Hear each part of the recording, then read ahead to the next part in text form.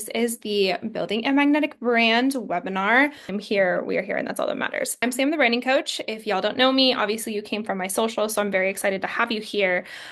This is really like big strategy for just brand marketing and social media. I'm absolutely a geek about it. I love it. It is my passion to strategize for business owners because we all need it. We do. So we need to remember the process, the journey, and exactly who we're trying to help along the way. And I wanted to share a little bit more of my journey alone and kind of how I got into it. This is kind of like a big conglomeration of the things that have happened over the years, but obviously it started out small with just like my business name is just Polaris Creatives, and then it kind of transformed into Sam the Branding Coach, focusing on where I was back then when I only had 400 followers, back when I started my podcast. I broke up with my podcast a little bit, but it's not like she's not there, and I have really good episodes that I can always release. There's just so many things that I kind of had to like go through in order to come back. So I will mention this probably a lot during this presentation, is that we often compare ourselves to everyone's chapter 20. But I heard this magnificent thing on a podcast the other day of that we never go back and look at someone's chapter 1. My chapter 1 looked very different than my chapter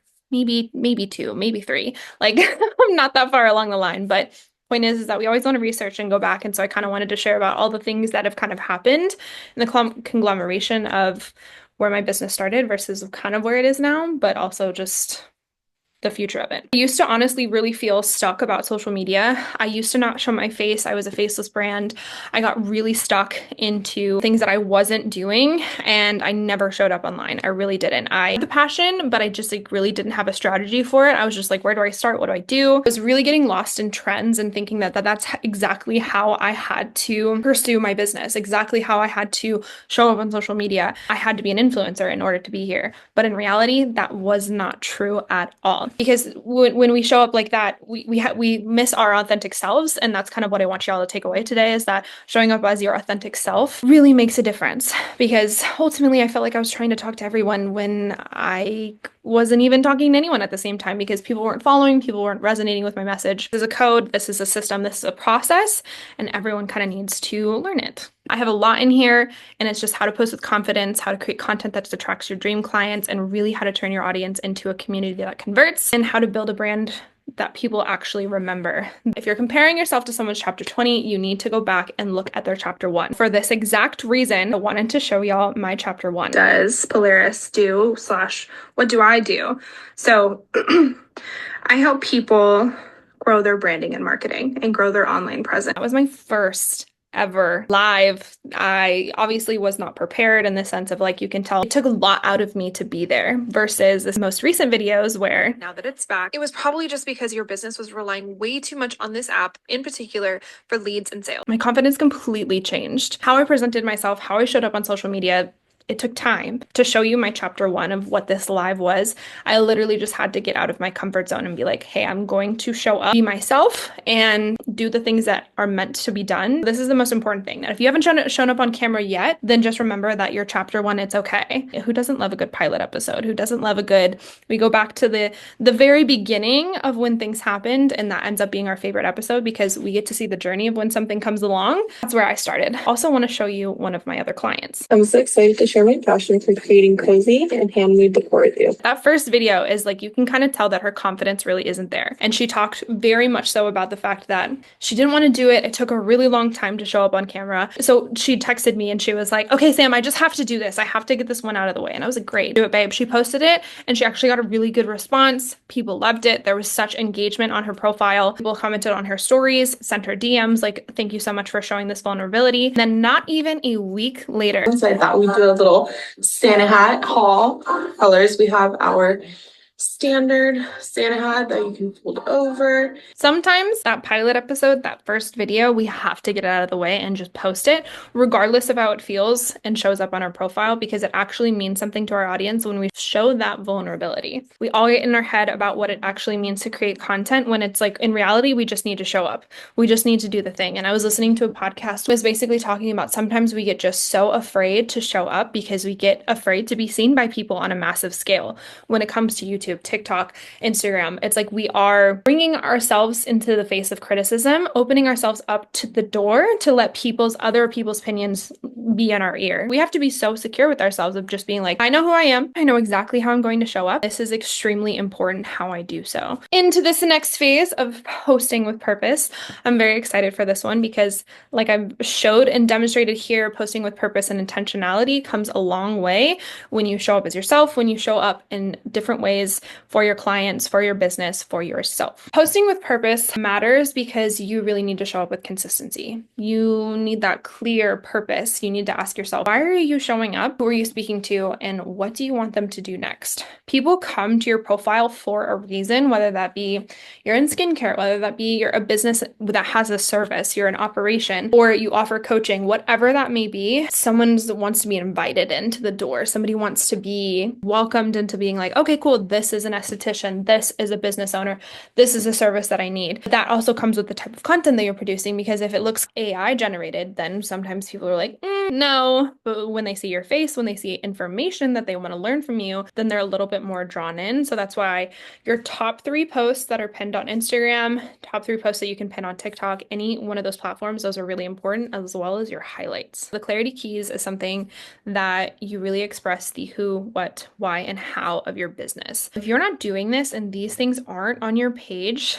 I need you to do that. You need to do that ASAP, because this is the thing that is going to change how people show up on your page. Like I said, creating an inviting place for someone to land. These things should be top priority on your page. So these should be the pin posts. This information should be in your highlights. This should be inviting information, because if someone doesn't know who you are, what you're offering, why they should care, and how you're going to help them, why should they stay? Like, what invites them to stay, to be there? If you define your ideal audience, then you know exactly who you're talking to. So you need to know that person like the back of your hand. I suggest creating an avatar, really, truly, because creating an avatar really helps. I like doing it pen to paper without AI. It makes this such a significant difference. Defining what you're offering, this should be very specific and clear. Truly, how you're communicating your value to people, of being like, what are you offering? How is that broken down through your content? And is that broken down in your bio as well? Because again, creating that inviting place for someone to land, is it specific to how you're going to help them, or is it a little vague? Something to evaluate. Why they should care. There's a lot of things that actually pop in under why. Why should they follow you? Why are you doing what you do? It's almost like a self-reflection and a reflection to your audience of being like, okay, why should they care about the product that I have? What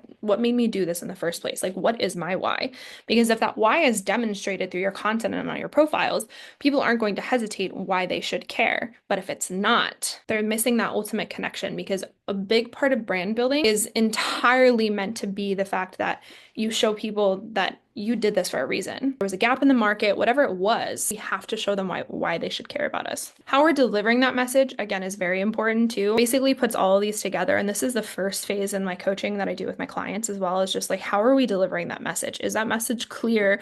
How can we be more specific? Are you doing it in a unique way? So are you showing up as yourself? These 4 things are incredibly important. And honestly, I've talked to 7-figure business owners, if not 8-figure business owners, who don't know how to answer these questions. So if you do, you're already ahead of the game. You have to take action on doing these things, because this is where the recording yourself, putting yourself in front of the camera, that is what makes a difference. You have to put in the reps. You have to do the work to show up for your audience, to build a brand and to make something memorable and noticeable. If you're waiting to feel some type of way, it's never going to happen. You need to take the time to define how you want to talk to your audience and figure out what feels natural. And the only way that you're going to do that is by messing up, doing the thing that feels weird, being uncomfortable, putting yourself in front of the camera, being in horrendous lighting, being just weird, taking a million takes if you really need to. My challenge for all of you on this is to do this for 30 days. Consistently, every single day, a post for 30 days, and just find the voice, find the thing that makes you feel uncomfortable, unstable, whatever it is, because I want to see that show throughout your content. And it's okay if after 30 days you don't end up posting every single day. That's okay. We want to show up in your brand in a very different way. And you're going to see a shift in yourself. You're going to understand more of your content. You're going to understand how people are going to approach you. And this is going to give you a much better idea. Basically, what's happened in the past couple of days is, again, the CEO of Instagram has talked a lot more about what they like on Instagram. And so you really need to care about but how much people like your content. But I mean, duh, right? Engagement saves and comments. So if you're not getting that yet, that's okay, because all of that means is brand building, and that means interacting in your DMs, that means sending DMs, that means commenting on other people's posts in your niche. That means just engaging, because the more that you're on the app, the better off the algorithm will send your things. I have a friend who jumped from posting once a day to 4 times a day. She literally increased her reach up to 1 million, even though she was already like pretty much proactively in that space, and gained like 7,000 followers within a week. And this is like in that same very thing. She interacted more on the app because this was when TikTok was about to be banned. She was like, okay, I'm going to pivot, make a plan. Also, the second one to note is just how much people share your content. What is the reach on them? What are the shares? What are the saves? Because this is important. So if you're not looking at your professional dashboard and looking at the analytics of each one of your posts, that's going to be something incredible. You can even do this on LinkedIn, TikTok, YouTube. There's incredible information on each one of those posts and videos that you should be extracting from, because if people are engaging with a certain topic and not another, sometimes it's not necessarily the topic, but it's how you're approaching it. So if you think about how much people like your content and how much people are sharing your content, that's going to help. When we're thinking about planning content, we want to plan it without overwhelm, obviously, because we're all business owners. We want to simplify content. So you have to find the thing that works for you. You really do. Whether that be writing it down, or that be putting it in a Google Doc, or I use Planoly. Planoly is one of my favorites. I think the subscription is $20 a month, but it helps you with aesthetics. It doesn't post for you. It does remind you via, like, you can get the app. It helps so much when you have a place for your captions, all of your photos, all of your videos, whatever that may be. Like, I just want you guys to keep in mind that when you start really wanting to grow, this is how you do it. You plan, you don't do it overwhelmingly, but you actually make time for this, and then it stops being overwhelming. This is a challenge for y'all. The 7 posts in 1 hour. I have done this before. It is actually significantly easy when you just take the time and you're like dedicated to the zone. 7 posts in 1 hour plan. It does work in the sense of like if you have your brand figured out and if you have your content pillars. So I want you to pick 3 or 4 of them, brainstorm 2 ideas per pillar, and then write out the captions, and then come up with your visuals. And this actually works. It really does. If you have some just main ideas on each one of those topics, this does significantly help more when you are writing this down or typing it out. But I want you to think about your brain is more worthy than ChatGPT. It really is. Granted, ChatGPT is extremely helpful. It really is.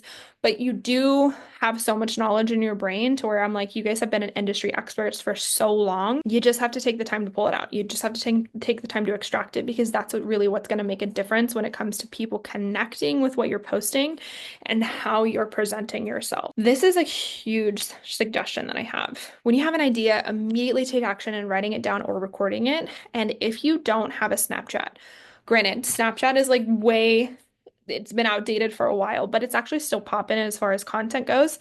But if you just create a Snapchat account and have it to where it doesn't download into your phone, it can be a great place where you go record yourself for practice, record videos in the sense of ideas. Mine is actually filled with ideas right now because I've been using it more, because a creator actually suggested this to me.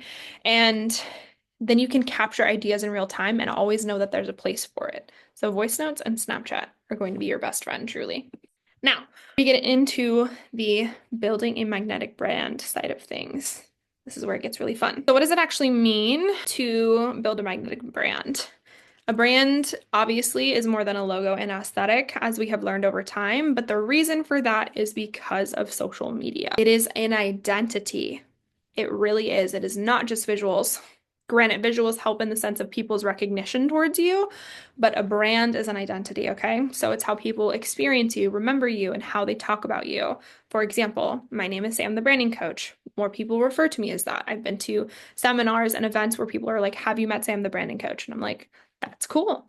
That's a cool thing to happen. Granted, you don't need to be known for something like that specifically. Without a strong brand, you are just fighting for attention, which is not necessary. Branding right now, in the sense of where it's at, is almost like Tesla. Branding really changed the game when social media came about. Tesla was almost the same way in the sense that it was the first of its kind. It was the first autonomous, like really autonomous vehicle. And it really had to be introduced to the market in a very unique way, because people were like, what the fuck is this? What is autonomous vehicles? How do we actually go through it? If you think about branding the same way, it's almost like people are trying to get out of that phase of logos, fonts, colors, because yes, that is still brand, that is still branding, but it's not brand itself because that's an identity and that fits into the identity mold. But you almost have to think about relationship building. Tesla then literally went bankrupt. And that's where I feel like brand is right now, where people are just kind of like, I don't know if I really want to, really trying to understand it. Tesla introduced the leasing phase that changed from bankruptcy to now one of the most successful autonomous vehicle car brands. Like it is literally the new Prius as to where we used to see Priuses all over the place. Now we see Teslas everywhere. You think about brand in that way, kind of changes the atmosphere of it. Brand literally changed because of social media, but in the fact that YouTube, Instagram, TikTok, it made no longer businesses brands, but then people. You have the ability to get brand deals. You have the ability to start giving recognition. You have the ability to be known for something because you want to be known for something. So if you think about it that way, you don't have to be a business to be a brand, but you do have to understand what you stand for. And even if you're an influencer or creator or just a business owner, you know what you stand for and you know what you're doing to be there. Because even if we think about big creators, right? Like Mr. Beast is probably more recognizable. YouTube posted all the time, did crazy stuff with his friends, always was on game shows, did different games, and literally hosted Squid Games not too long ago. He himself, before even his chocolate brands and all the other businesses that he was invested into, he literally himself was a brand. And companies were literally like, how do we work with you? All of these people significantly have a difference in how they've built a brand, and now people want to work with them just because of their name. So I want you to think about, even though these people are known as creators, they're still business owners now, and they're still brands. When we think about it ourselves as business owners, and we're not like in the creator sphere, we're still brands. So they've made an impact on the creator space, and so you will too. I have a little video for y'all to see, and I want you to guess and tell me in the comments if you know exactly what brand it is, just based off of the feeling and the vibe that it gives you. And laugh at what you think you can do. Good. Stay that way. Because what non-believers fail to understand is that calling a dream crazy is not an insult. It's a compliment. Okay, can anyone tell me, guess in the comments what brand that is based off of like the visuals, the vibe, aesthetics? Very common known brand. Yes. Okay, great. Nike is a perfect example of brand recognition, right? Like one, not only because the logo is super like noticeable, but they have actually made it their mission to inspire people with athleticism, being fit, creating a different dream. So they have a clear mission. They speak directly to their audience and they show up consistently with purpose. Your brand should make you people feel something, right? Nike is a generic example, but it's like that's one that you know. You're like immediately like that's Nike. That's the same way in your business of how you want people to feel. You want people to be like, okay, I need branding and marketing. I need fitness coaching. I need an esthetician. Whatever that is for you, you want people to know like you are that person that they're going to come from, and what feeling are you trying to make your audience have? Whatever that is, you need to decide and kind of be like, what do I want to be known for? So to build a magnetic brand, you need consistency, you need connection, and you need clarity. Clarity being that I've talked a lot about this on my Instagram stories, specificity. I need you to know exactly who you are, who you're talking to, and what you offer. This goes back all the way back to like the clarity keys when we talked about who, what, why, and how of your business, right? I want you to have that clarity, that specificity, because that is the thing that someone's going to be like, oh, I know exactly what Jenna does. I know exactly what Whitney does. I know exactly what Alma does. Those are the things that people want to know. They want that clarity, they want that recognition, they want that brand. Same thing with consistency, whether that be 3 or 4 times a week, that's still showing up. It really is, because you can still be consistent on your stories every single day.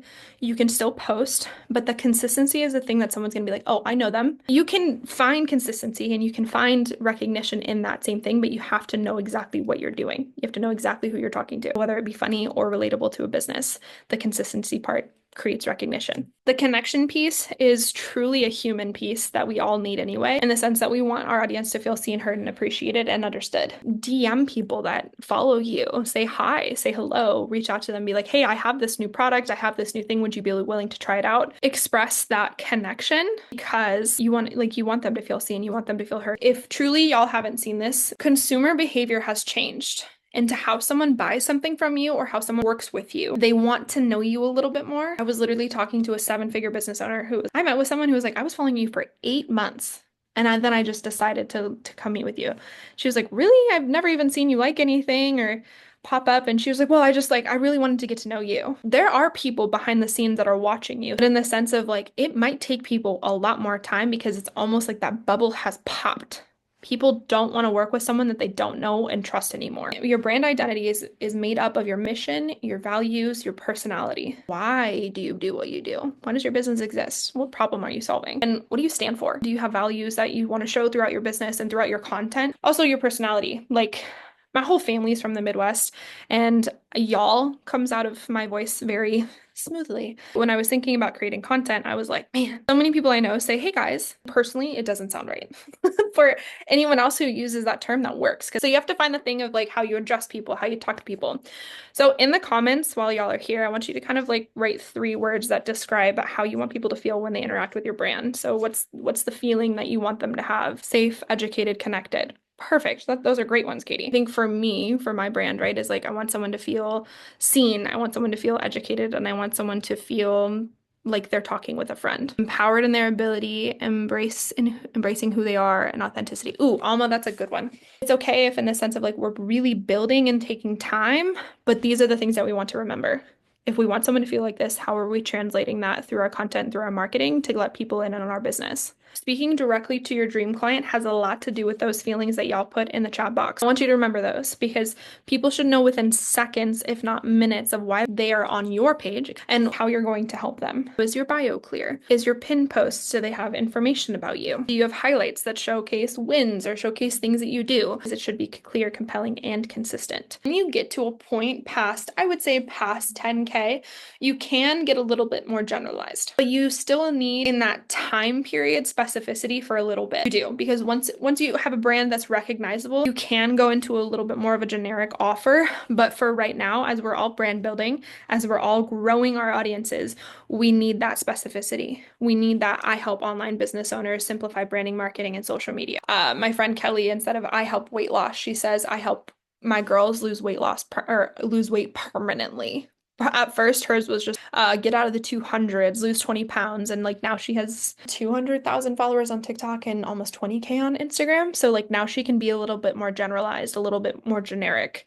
So just think about it, specificity for a short period of time, and then you can kind of move into that world, but it needs to be there. This is how we nurture our audience, by showing behind the scenes, like what's the real you. This should be the thing that like lets your audience feel like they belong. Let them into your world. I recently went to Vegas to look at apartments. I let people in on my apartment hunting, and I got such a crazy response. I was like, I love this. Like I love the interaction. People actually voted on the apartments that they thought were good. And I was like, okay, great. I'm living for the interactions. This is where Instagram stories come in, polls, Q&A. Let them ask questions. Honestly, if you don't have people who are willing to ask questions, what I suggest is if you do have 2 Instagrams, what you can do is either go ask a friend, or if you have questions that you know that you get frequently from clients or people that are interested in your service, go ask them from a different profile. It doesn't show who asked the question, but go ask them so that you can give people information as your audience starts to warm up with you. So it's almost, you're still standing in that element of being like, I know what people are asking me. Maybe they're just afraid to. I'm going to put that out there, and just in case somebody responds, ask this question of what's the difference between your brands now and Taylor Swift's Swifties? If y'all know how much Taylor Swift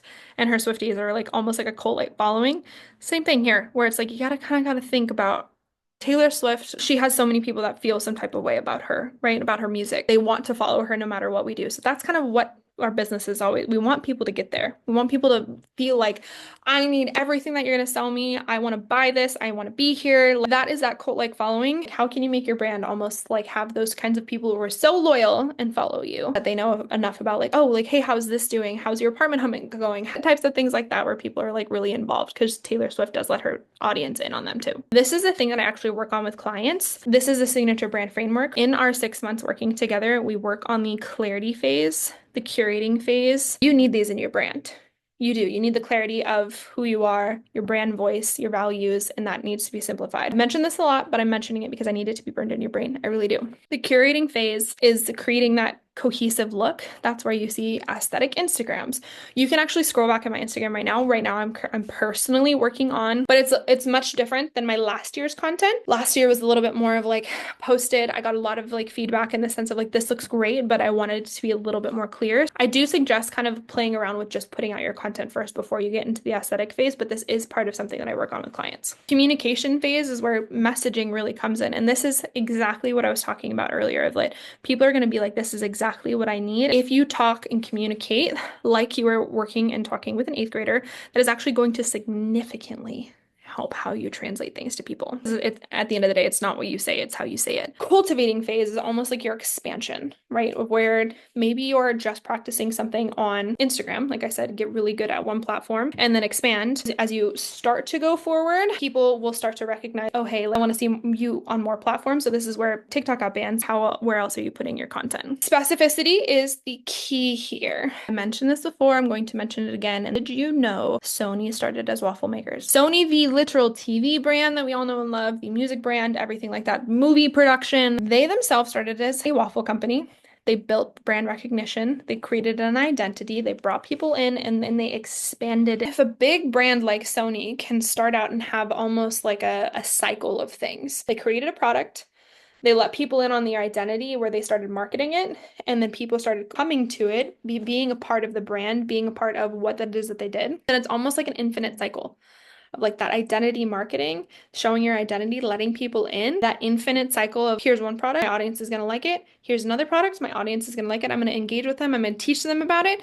And each one of those phases takes time. Specificity is really key for your brand long term. This is where you let your work speak for you. Start showing your testimonials, like how you've helped people. The small wins, the big wins, testimonials, that's like your social proof. And like I mentioned, people buy from people they trust. This is a great way to do that on your profile. Highlights is a great way, but consistently remind people that you're actually working with people and that you have these wins, because that actually makes a difference. The final piece of this presentation is attracting clients and growing your following. Growth is about attracting the right people who actually want what you offer and need what you offer. This is where all of everything that I've said kind of comes into play of just like, are you showing up in a way that people actually feel like you get them? If your messaging is unclear, if you feel like people are still like, what do you do? Are you calling in the right people with that?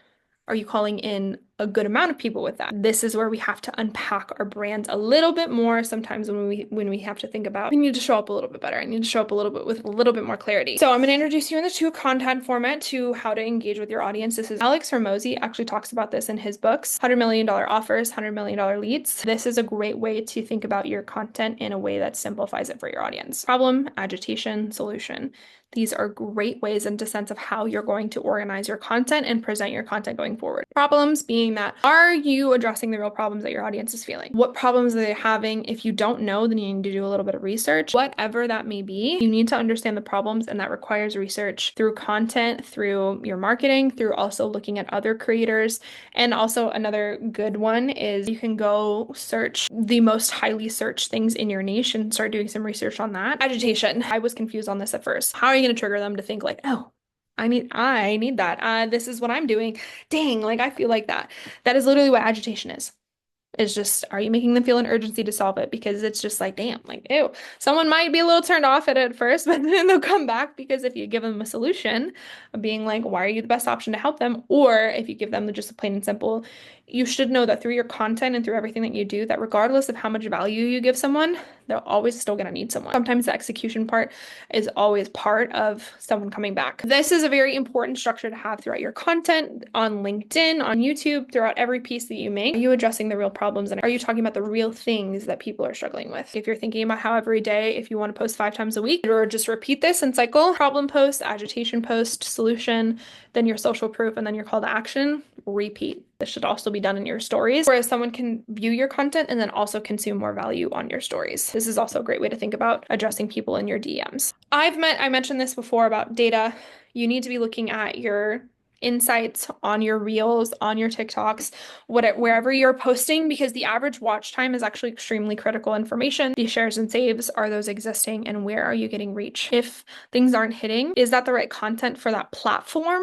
And is your audience actually paying attention to that information, or how can you redirect it? It's not what you say, it's how you say it. So you have to think about that type of content that you're recording. Is it eye-catching? You want people to come in. You want people to be hooked. You want people to stay, and then you want people to be intrigued. If your content doesn't speak to their pain points, it's probably why they're not engaging. If your content is too broad, it might not feel personal enough. It might not feel like you're getting to their problem well enough. And speaking too high level, like that 8th grader, you are so smart. Truly, every single one of you on this call, you are incredibly intelligent. You might be too intelligent for other people to be like, oh, I need that. Are we breaking down these ideas, these concepts, these issues, these problems for people well enough for them to be like, oh, that's what that is? Or like, oh, I need that. Because if you're not showing your offer through the problems that you solve, people are just having a hard time staying and like with the retention. You know, retention is important with your followers and how they're engaged. You just got to put in a little bit of work. Every piece of content needs to have intention. It does attract, nurture, and sell. And should not be all three in one post, but giving value to people is basically how you want people to understand why they should stay there. So if one post you're being like, oh, I want to attract it, this might be a CTA of just being like, comment a heart if this resonates with you. Nurturing is just being maybe like a poll. Selling is being like DM brand. Have intention with the post, but don't be overwhelming. Obviously, with the things to take away, you are the subject matter expert. Break them down into simple terms. Engage with your audience. Really talk to them. Go comment on other people's posts that are in your niche. Go get your name out there. Go be seen. Really, go be seen. You're building a brand. You're not just building a following. You need trust. And that's what really brings people in the door.